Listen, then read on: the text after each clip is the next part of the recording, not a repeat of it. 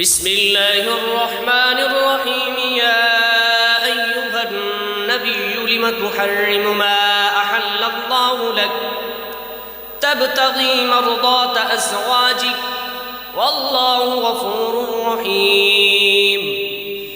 قد فرض الله لكم تحلة أيمانكم والله مولاكم وهو العليم الحكيم.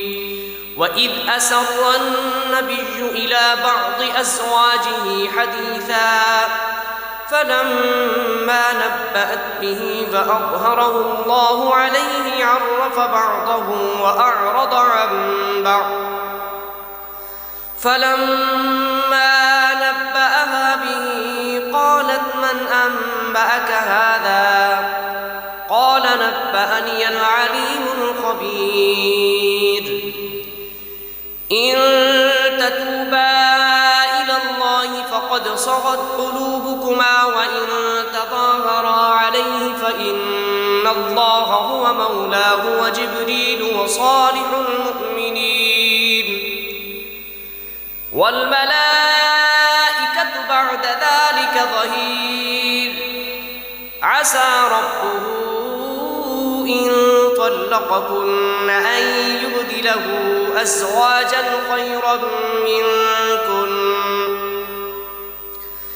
خيرا منكن مسلمات مؤمنات قانتات تائبات عابدات سائحات ثيبات وأبكارا.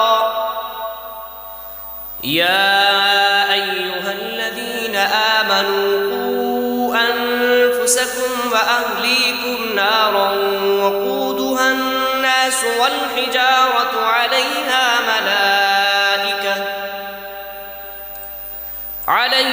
ملائكة غلاظ شداد لا يعصون الله ما أمرهم ويفعلون ما يؤمرون. يا أيها الذين كفروا لا تعتذروا اليوم إنما تجزون ما كنتم تعملون. يا أيها الذين آمنوا توبوا إلى الله توبة نصوحا. عسى ربكم أن يكفر عنكم سيئاتكم ويدخلكم جنات تجري من تحتها الأنهار يوم لا يخزي الله النبي والذين آمنوا معه نورهم يسعى بين أيديهم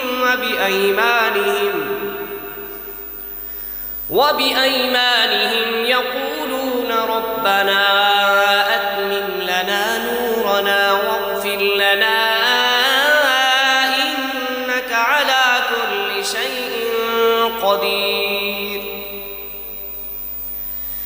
يا أيها النبي جاهد الكفار والمنافقين واغلظ عليهم ومأواهم جهنم وبئس المصير.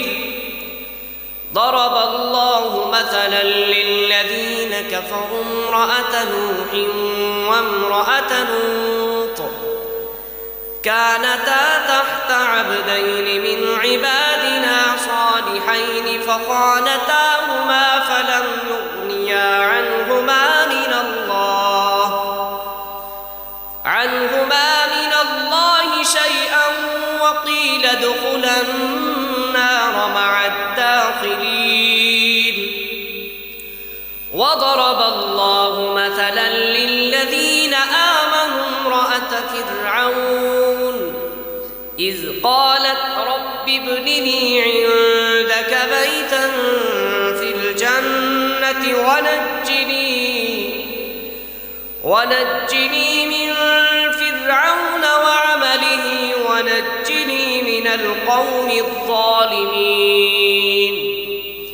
ومريم ابنة عمران أحصنت فرجها فنفخنا فيه من روحنا وصدقت بكلمات ربها وكتبه وكانت